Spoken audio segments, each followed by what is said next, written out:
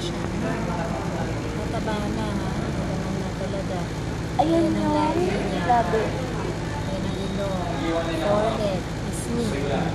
Sabi na, ha? Ayan. Gagalaw pa yung bibig niya. Ayan ang side view.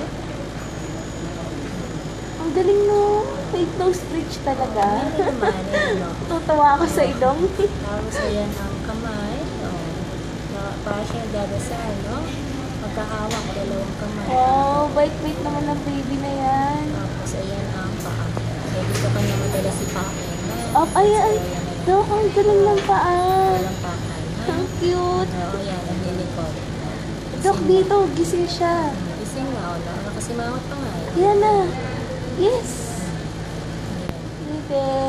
So far, okay naman siya, no? Malikot, ayan.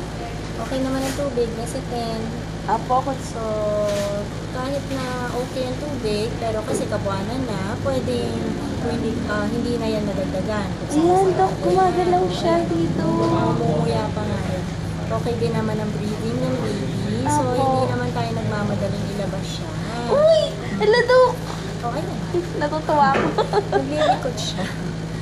Basta Gumagalaw ganyan, na yung liig basta niya. lagi mo i-monitor yung ganyan na movement. Ha? Yan.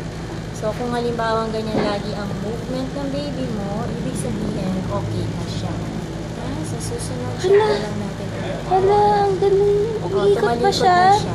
Wala, ba't mo ako tinalikuran, Ayan, ang baby? tenga niya. Oh. Ayan. Chico, harap dito. Wala, ayaw na niya. Oh. Bad ka talaga. Wala, ayan, oh, umumuya pa nga. Dok, heartbeat niya ba yun? Ayan, tinutumbos. Yan. Hala, ang galing ngayon ko lang nakita na actual na galaw na Naglilikod galaw. to. Ngayon lang kasi siya gising.